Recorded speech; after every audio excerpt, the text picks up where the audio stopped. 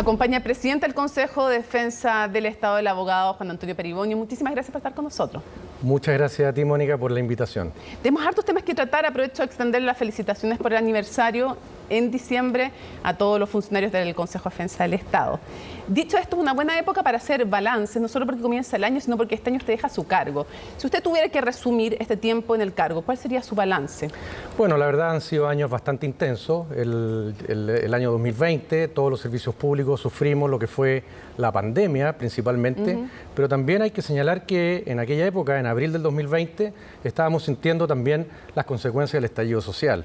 Y desde luego el Consejo de Defensa del Estado tuvo un rol muy preponderante durante el proceso de estallido y las consecuencias judiciales que este periodo tuvo, y también, por supuesto, la defensa de las potestades públicas durante la pandemia. Y el proceso de adaptación, como todos los servicios públicos, fue difícil, pero lo logramos, sacamos adelante todas las metas, estamos muy satisfechos, gracias al esfuerzo también de los funcionarios del Consejo. Como tú dices, acabamos de cumplir 127 años de existencia en Chile y estamos muy contentos del rol que cumplimos. Ya hay varios temas que vamos a volver a ellos, pero quiero empezar con uno que tiene harta actualidad y que es lo ocurrido en la Municipalidad de Vitacura, no solo contra el exalcalde, sino contra otras personas de su ex círculo más cercano. Ustedes se querellan, deciden querellarse como Consejo de Defensa del Estado. ¿Por qué deciden querellarse? Bueno, nosotros funcionamos en base a la información que nos reporta permanentemente el Ministerio Público. El Ministerio Público, por ley, tiene la obligación de remitir esta información cada vez que se aprecian que los antecedentes configuran algún delito que pueda cometer un funcionario público. Es así como en el mes de octubre del 2022 nos llega la carpeta. Hay que señalar, es una carpeta con cerca de 1000 documentos, 50 tomos, cerca de 20.000 páginas. Y a mediados de octubre se empieza a hacer la revisión de los antecedentes y a juicio del Consejo se estimó procedente interponer una acción penal, la querella por fraude y malversación, toda vez que los hechos aparecen constitutivos del delito señalado. ¿Qué es lo más grave de este caso? Bueno, los antecedentes remitidos dan cuenta de una serie y múltiples modalidades para sustraer dinero de principalmente corporaciones municipales. Son corporaciones creadas bajo el alero de la Ley de Organizaciones Comunitarias y que a través de diversos mecanismos el equipo más cercano del alcalde era requerido para sustraer estos dineros y entregárselos al alcalde. ¿A usted le parecen que los antecedentes son bastante sólidos? Estamos hablando de declaraciones de los propios funcionarios, estamos hablando prácticamente de confesiones de 4 funcionarios muy cercanos al alcalde y que, de ser efectivos estos hechos, evidentemente constituirían el delito de fraude y malversación. O sea, en una primera mirada, ¿a usted no le parece que de las pruebas que hasta ahora ha llegado el alcalde pueda, con los dineros que él recibió, explicar el patrimonio y los gastos que ha realizado? Esa es otra materia. Nosotros iniciamos la investigación con una querella con mucha prontitud, con mucha celeridad. Antes no lo hicieron porque era secreto. La investigación era secreta. Recién en el mes de octubre nosotros tuvimos acceso a los antecedentes. Actuamos con prontitud, en 2 meses teníamos estudiados los antecedentes, presentamos la querella por malversación y fraude. Lo que usted me señala puede ser objeto de otro delito, enriquecimiento ilícito, pero eso será materia de la investigación. Que no es como él dice, que todo está explicado, que todo está claro y que aquí no hay sustento para estas querellas. ¿Usted no opina lo mismo? Bueno, en principio, de acuerdo a los antecedentes, nosotros tenemos 4 declaraciones de los funcionarios que señalan que entregaban este dinero y las cuentas corrientes del imputado querellado ahora tendrá que él dar las explicaciones en el momento en que se precise su intervención como imputado. Ahora, ¿qué porcentaje de los municipios, que es un foco importante donde hay casos de corrupción, están siendo investigados aproximadamente? Bueno, en general, de acuerdo a al mismo sistema que yo le acabo de señalar, el Ministerio Público nos remite a nosotros todos los antecedentes, de acuerdo a la ley, y de acuerdo al cálculo de los antecedentes que tenemos a la fecha, al menos hay 52% de municipios del país que tienen algún tipo de investigación penal, formalizada o desformalizada. Con esto no estoy queriendo decir que los alcaldes sean los responsables o autores de delitos. En los municipios hay, en algunos pueden ser los alcaldes, en otros funcionarios. Exactamente, y eso evidentemente nos preocupa. Obviamente, porque que más de la mitad de los municipios hayan casos eventuales de delitos, claro que parece grave. Ahora, ¿está estudiando el Consejo de Defensa del Estado querellarse en otros casos de otros municipios? Bueno, nosotros tenemos una carpeta de antecedentes relacionados con los municipios. Sí. La situación que yo acabo de señalar motivó que el Consejo de Defensa del Estado el año 2021, en vista de este fenómeno que a nosotros nos parece evidentemente anormal, nos motivara a crear una unidad especializada dentro del Consejo de Defensa del Estado, la unidad municipal, precisamente para reforzar el trabajo de estudio, de análisis de estos antecedentes. ¿Hay nuevos municipios en los cuales ustedes tengan puesta la mira y que podrían llegar a querellarse? Efectivamente, sí, hay carpetas que están en proceso de vigilancia, estamos esperando nuevos antecedentes y por supuesto que de acuerdo a los antecedentes que nos vayan llegando del Ministerio Público, nosotros vamos a ir tomando las decisiones que correspondan. ¿Me equivoco si pienso que Maipú y Viña están dentro de esas carpetas? Yo no puedo adelantar qué acción va a tomar el Consejo en qué esa acción materia. va, pero ¿están dentro de esas carpetas de vigilancia a lo menos? Bueno, nosotros tenemos... ¿Esos municipios? Nosotros tenemos, respecto al municipio de Viña, un proceso abierto por horas extraordinarias sí. Y un funcionario condenado. Tenemos también en la municipalidad de Maipú, que usted me señala, otro proceso abierto relacionado con el uso indebido de un terreno público, fiscal, protegido por la ley de patrimonio. Y por supuesto que pueden haber otros hechos que en la medida que vayan llegando, nosotros vamos a ir actuando siempre de acuerdo a los criterios que maneja el Consejo de Defensa del Estado, con rigor y técnicamente. ¿Y que apuntarían a los exalcaldes de esos municipios? Bueno, eso es una materia que tampoco yo puedo adelantar. En la medida en que los antecedentes nos vayan llegando, nosotros vamos tomando las decisiones. Es importante recalcar, Mónica, las decisiones que toma el Consejo es colectiva. Sí, son es una decisión que le corresponde al órgano colegiado. Primero el Comité Penal de 3 abogados, más el abogado que patrocina la causa, y luego los 12 consejeros del Consejo Pleno. Vámonos al caso Longueira, bueno, es el caso SQM, pero me refiero a la lista que tiene que ver con Pablo Longueira. El 12 de enero parte el juicio en su contra, en el cual el Consejo de Defensa del Estado es parte. ¿Qué esperan ustedes de este juicio? ¿Cuán grave les parece la eventual participación de Pablo Longueira? ¿Qué los lleva a ustedes a estar involucrados en este caso? Bueno, lo mismo que he señalado, cada vez que nosotros analizamos y estudiamos los antecedentes, si estos antecedentes encuadran dentro de la figura penal, el Consejo va a tomar la decisión de intervenir con una altísima probabilidad. En este caso no es la excepción, los antecedentes existen, presentamos una querella por el delito de cohecho y soborno por parte de la empresa y también tenemos querellada a la empresa como persona jurídica y después hemos acusado por estos delitos y por supuesto tenemos que hacer la labor que corresponde de acuerdo a la ley. Es una obligación del Consejo. Ciudadanía, ¿por qué es grave este caso? Bueno, es muy grave que cualquier funcionario público pueda tener algún grado de participación en el delito de cohecho. Esto es recibir o dar algún beneficio en interés de un particular, en desmedro de su función pública. No solamente se afecta el derecho de la ciudadanía de que los bienes públicos estén bien resguardados, sino que se afecta un principio fundamental de la función pública, que es el principio de probidad.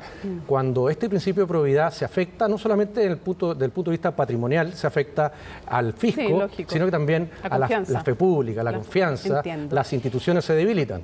Señor Peribonio, y esta es la tesis por ahora jurídica, que es lo que habría hecho Pablo Longueira según el Consejo de Defensa del Estado. Sí, efectivamente, la teoría del caso del Consejo es que participa dentro de la figura del cohecho durante la tramitación del royalty minero de aquella época, con la empresa y junto al gerente de dicha empresa para poder entonces sacar adelante ese proyecto de ley conforme a instrucciones de la empresa a cambio de ciertas dádivas que habría recibido. Por supuesto, nosotros mantenemos esa acusación, que es lo que la ley nos obliga a hacer. No se olvide, Mónica, que el Consejo de Defensa del Estado defiende por ley los intereses judiciales, los intereses del fisco en tribunales. Y no solo monetariamente, sino que también la fe pública respecto a los temas de corrupción tiene un mandato específico ahí el Consejo de Defensa del Estado. Y ya que estamos hablando de corrupción, en el pasado, el Consejo de Defensa del Estado se opuso fuertemente a la suspensión que se hizo de la persona jurídica de SQM y también se opuso en su momento que se eliminara el delito de cohecho en contra de Delano y de Lavín. ¿Cómo evalúan el rol de la Fiscalía en estos dos casos concretos en que ustedes se opusieron, tuvieron una visión bien distinta y con argumentos muy fuertes también de parte del Consejo de Defensa del Estado? ¿Piensa usted que la Fiscalía fue blanda en estos casos, que eran muy graves a juicio de lo que ustedes mismos alegaron en sede pública, en sede penal? Bueno, la ley fija claramente cuáles son las competencias de ambas instituciones. El Consejo de Defensa del Estado es un litigante más, defendemos los intereses del Estado y en su dimensión patrimonial al fisco, y por lo tanto siempre vamos a ser muy rigurosos en la toma de decisiones. Por eso, ¿cuál es el juicio que ustedes tienen del actuar de la Fiscalía? Nosotros respetamos evidentemente el rol de la Fiscalía. Nosotros siempre vamos a entender cuando ellos tienen una postura distinta, y por eso nosotros tenemos la libertad y la autonomía para tomar nuestras propias decisiones. ¿Pero a usted le parece que no fue la postura correcta? Bueno, en los casos que usted me indica, claramente nosotros no compartíamos esa postura y por eso sostuvimos una tesis distinta. Evidentemente que lo vamos a hacer siempre, cada vez que el mérito de los antecedentes así lo indique. En el caso Tierra Amarilla, para quienes no lo sepan, en el fondo el que involucra al diputado Mulet, respecto del municipio además y a la minera en cuestión, ¿no? Fue rechazado su desafuero. ¿Quiere esto decir, como él también o su círculo más cercano ha señalado, que no hay antecedentes suficientes, que ustedes y otros se equivocaron al seguir adelante? No significa exactamente eso, significa, de acuerdo a la Corte de Apelaciones, que a juicio de los ministros que fallaron este desafuero, no habría la valoración para mantener una imputación penal hasta la decisión final. Eso está en este momento apelado por parte del Consejo de Defensa del Estado y por el Ministerio Público. Que dicen que se refiere más bien a cosas formales, al momento en que se pide también el desafuero, ¿no? Bueno, claro, mire, esos hechos son muy complejos. Son hechos sofisticados que se realizaron durante un periodo determinado en la Municipalidad de Tierra Amarilla, en donde hay múltiples aspectos que evidentemente se tienen que desarrollar en un juicio oral. La prueba que el Consejo de Defensa del Estado tiene, y por ende también el Ministerio Público, pretendíamos desarrollarla y acreditar estos hechos durante el juicio oral. ¿A usted le parece que son sólidas las pruebas que tienen? Nosotros, si nos querellamos, es porque consideramos que hay pruebas sólidas y lo que nos sucede ahora es que con este desafuero que está rechazado por parte de la Corte de Apelaciones de Copiapó, no vamos a poder llegar al juicio oral que yo le señalo, salvo que la Corte Suprema decida lo contrario de acuerdo a la apelación que presentamos. ¿Qué le parece a usted en términos generales, más allá de este caso, el fuero de los parlamentarios? Porque hay algunos, como por ejemplo el exministro Juica, exministro de la Corte Suprema, que cree que hay que eliminarlo. Bueno, el fuero tradicionalmente está concebido para proteger no a la persona que tiene el fuero, sino que a los ciudadanos comunes y corrientes, con el propósito que la persona que tiene el fuero sea juzgada, que sus conductas sean examinadas por un tribunal superior y un tribunal que tenga una competencia superior. Claro, para que no le quiten el representante, yo entiendo, pero ¿a usted le parece que debe mantenerse o no esta institución? Yo creo que es una tradición jurídica que deberá respetarse. Me parece que el efecto que produce un parlamentario que es acusado penalmente modifica los quórum legislativos y por supuesto también modifica la representación popular en el proceso de formación de la ley. Por lo tanto, considero que es importante que exista un trámite previo como el desafuero para proceder en consecuencia en contra de un parlamentario. Ya que estamos hablando del Ministerio Público además y de su accionar, entre otras cosas, ¿cómo ha visto usted como abogado y desde otro órgano, evidentemente el Estado, el proceso de elección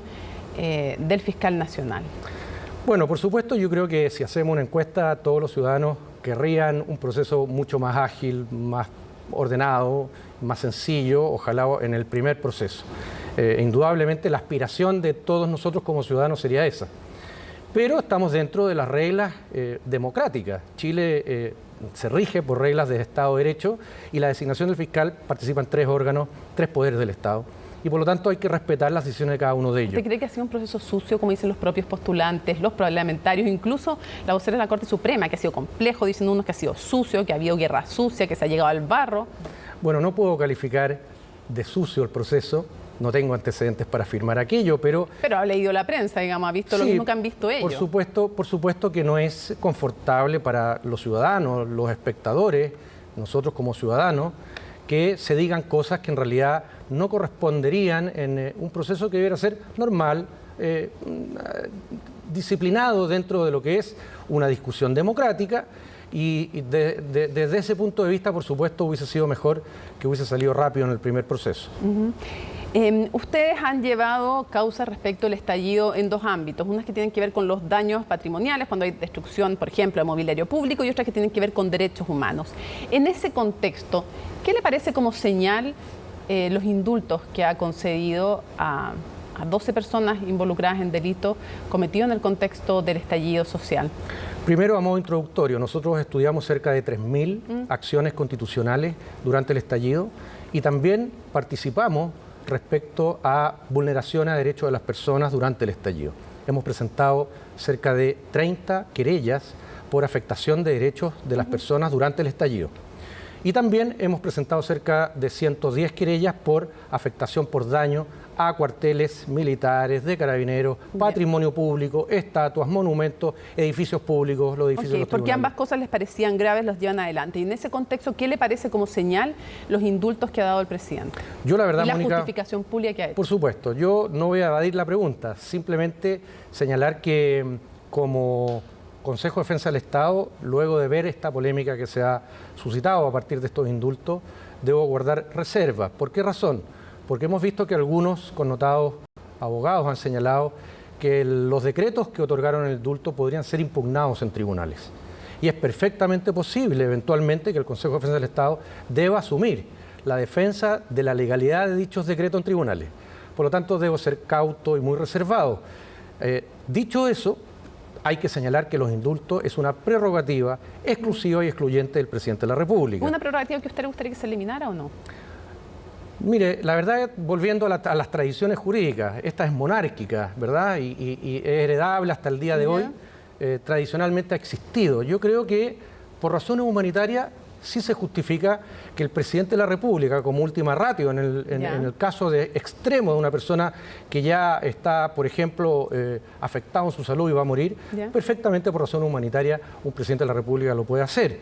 Y también pueden haber otras razones humanitarias que, atendido los criterios del presidente de la República, lo otorgue. ¿Pero a usted le gustaría que se restringiera a razones humanitarias? Si de usted dependiera, obviamente que no depende de usted, pero si usted dependiera, ¿le parecería mejor que esta tradición que califica de monárquica, porque es monárquica, digamos, de ahí viene el origen, se restringiera al humanitario?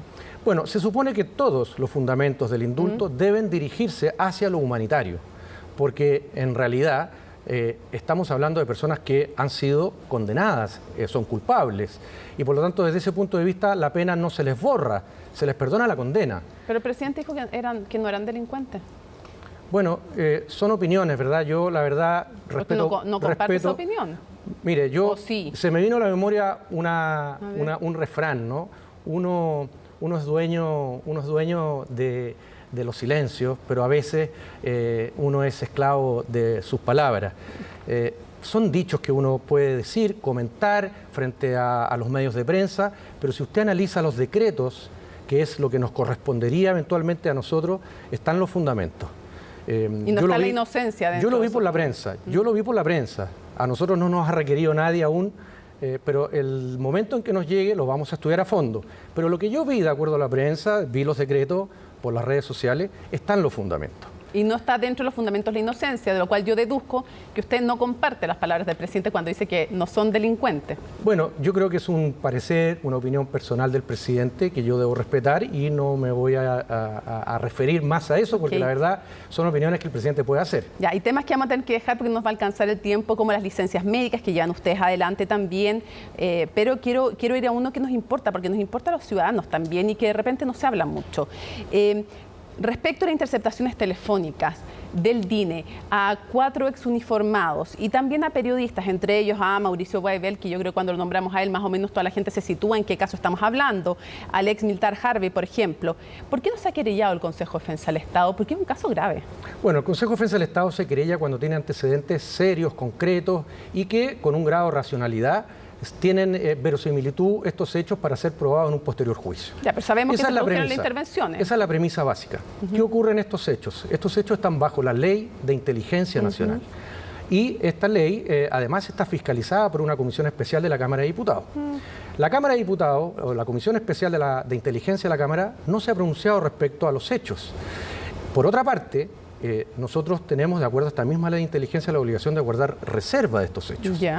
Y en tercer lugar, de acuerdo a la ley de inteligencia, cada vez que se produce una interceptación telefónica, lo dice la ley, debe autorizarla un ministro de Corte de Apelación. Con una resolución fundada. Con una resolución fundada que el ministro ha señalado que la otorgó. Y por lo tanto... Una pregunta, el ministro dice que otorgó esa autorización. ¿Existe la resolución escrita? Bueno, la ley no señala qué tipo de resolución, si es verbal o escrita. al ser fundada, puede perfectamente, como hoy día suele suceder muchas veces en el ámbito penal, que las resoluciones sean rápidas, urgentes, verbales. Yo, obviamente... Pero normalmente cuando son cosas urgentes después se deja igual un registro escrito. Bueno, por supuesto. ¿Existe ese registro escrito? Nosotros no lo hemos visto ese registro escrito. Sí sabemos que el ministro personalmente ha señalado que autorizó esas interceptaciones. Sí, pero no existe ese registro escrito entonces.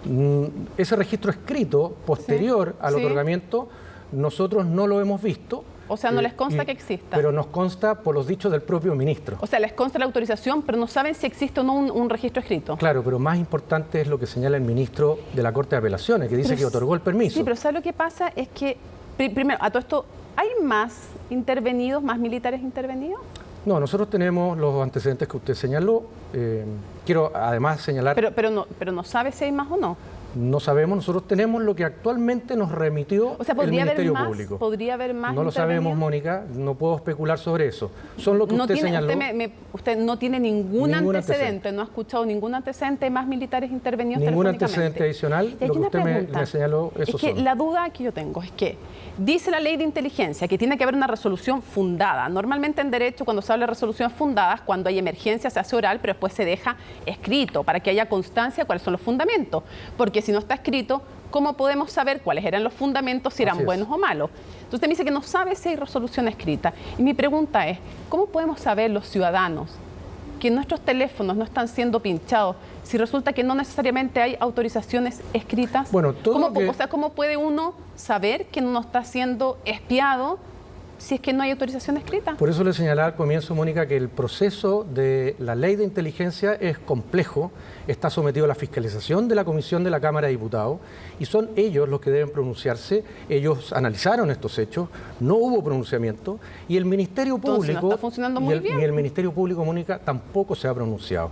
Nosotros, hasta el momento, no hemos tomado la decisión de querellar, no digo hasta el momento, porque estamos esperando el avance de la investigación que haga el Ministerio Público. O sea, si se querella el Ministerio Público, ahí se van a querellar ustedes. Si formaliza el Ministerio Público. Si formaliza, ahí se van a querellar. Yo no puedo asegurarlo, pero existe una alta probabilidad, si el Ministerio Público formalice, nosotros podemos querellar. ¿Usted coincide conmigo en que estamos, de alguna manera, tenemos legítimo derecho los ciudadanos a sentir que no está funcionando bien una ley de inteligencia donde no se nos garantiza que hay resoluciones escritas de a quién se interviene un teléfono y por qué? Bueno, evidentemente... O sea, a mí me parece que hay un forado enorme. Evidentemente que es criticable si es así como ocurrió. Yo estoy señalando que dentro de los antecedentes que vimos no hay constancia escrita. Pero sí hay constancia del visto bueno. Si yo fuera uno de los intervenidos, ¿cómo puedo saber cuál fue el fundamento de esa resolución? No lo va a saber porque el proceso es secreto, Mónica. Las interceptaciones, de acuerdo a la ley de inteligencia, están permitidas, pero cuando muy reguladas. Cuando estén mal hechas, ¿cómo voy a saber yo que estuvo viendo mal hecha si no hay una resolución escrita con los fundamentos? Eso es parte de la investigación. Justamente por algo existe, afortunadamente, los procesos acusatorios como los de hoy que nos permiten entrevistarnos con el fiscal y evidentemente... ¿Ha declarado el fiscal? Pedir que el fiscal... ¿Ha declarado? El fiscal de la causa, el fiscal de esta causa. Ya, ¿y el juez ha declarado? El juez, tengo entendido que sí fue contactado y existen antecedentes que él señaló que aprobó, autorizó. ¿Pero ha declarado en la causa? ¿Está su declaración? No hay una declaración, pero sí fue contactado y él señaló que autorizó. ¿Y no deberá haber una declaración ante el fiscal? Bueno, por eso le digo, fue citado. ¿Ya? Y el ministro concurre y señala que autorizó. No, porque señala en la Cámara de Diputados, pero parece que usted me dice que no lo ha señalado todavía ante los fiscales. Tengo entendido que sí, ante el fiscal comparece y... ya hay una declaración de él. Yo entiendo que sí existe una comparecencia señalando que él autorizó esas interceptaciones. Llama la atención cuando dice comparecencia señalando, porque no es lo mismo que declaración. Bueno, es que claro, técnicamente usted se imagina una declaración escrita, ¿verdad? En papel oficio. Hoy las declaraciones pueden ser en cualquier soporte, Mónica. Acuérdese que existe una ley de equivalencia de los soportes. Yo puedo declarar hasta por WhatsApp. Hoy día lo permite la ley. Los correos electrónicos son también legítimos. Por lo tanto, ya hay muchas modalidades para hacer una comparecencia y dejar registro de lo que uno quiera señalar. Nos queda corto el tiempo, así que ojalá antes que se vaya podamos hacer nuevamente un balance y vamos a seguir muy atentos también al caso, por supuesto, de las licencias médicas, que ahí hay muchísimo dinero involucrado al patrimonio público y también, de nuevo, fe pública también eventualmente defraudada. Quiero agradecerle mucho que nos haya acompañado en CNN Prime. Gracias a usted, Mónica, por la invitación y un saludo a todos los televidentes.